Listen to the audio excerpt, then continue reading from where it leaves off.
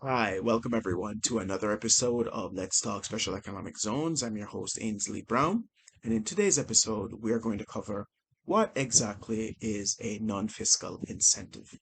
So let's speak firstly to what is a fiscal incentive before we turn to the negative.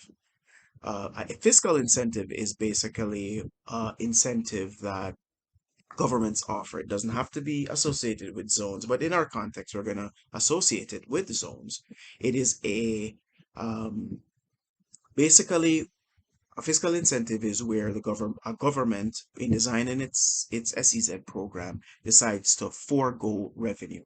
So, under normal circumstances, it would collect, for example, income tax.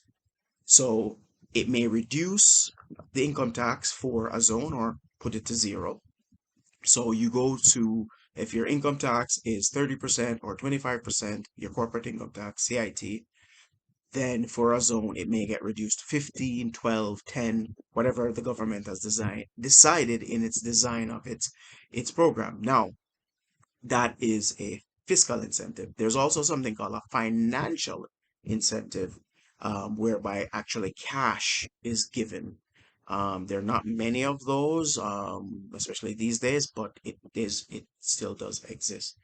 Now, I gave an example of the CIT. Another example in terms of a fiscal incentive is you forego the collection of duties. Now, ordinarily, when you import something into a country, it may be dutiable, which means duties may apply to it. Um, and if it does, whatever the percentage is or whatever they calculate their duties in the country, that um, is due to the government.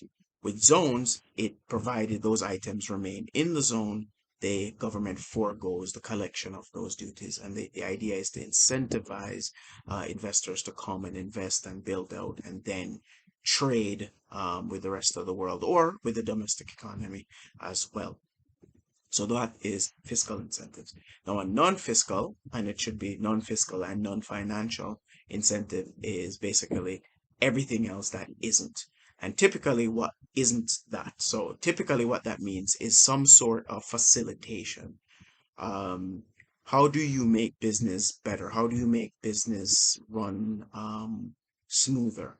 It can be from the trade side, it can be from the business side. So trade side meaning in terms of customs facilitation, how fast do you move when it comes to getting your goods in and out? Uh, how fast does certain procedures such as getting your rules of origin certificates, how fast do you move? So reducing time, providing ease for the investor. And typically these days that involves some level of digitization of processes,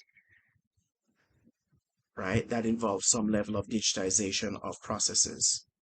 And in addition to that, when it comes to when it comes to um, when it comes to other non-fiscal incentives, as I said, it can be on the business side of things. And the business side of things, um, that can include research, for example. Certain level of research or certain amounts of research is done, and then that's shared with the client. That saves them money in having to do market intelligence. The zone authority of the zone, the institution or body that's in charge of supervising or um, regulating zones can then share that type of information with their clients as an example, non-fiscal. So it's always about how do you improve business? How do you give your client some sort of competitive edge? That's in essence what a non-fiscal incentive is. So it's not fiscal, meaning you're not given foregoing any revenue, but you're finding ways to facilitate, you're finding ways to improve, you're finding ways to give them an edge, which makes you more attractive. So that's what a non-fiscal incentive is. So if you like this episode, please like, share, and subscribe. If you want to see me do a episode, guys, just or if you do want to leave a comment, just leave one down below, and I'll get right back to you.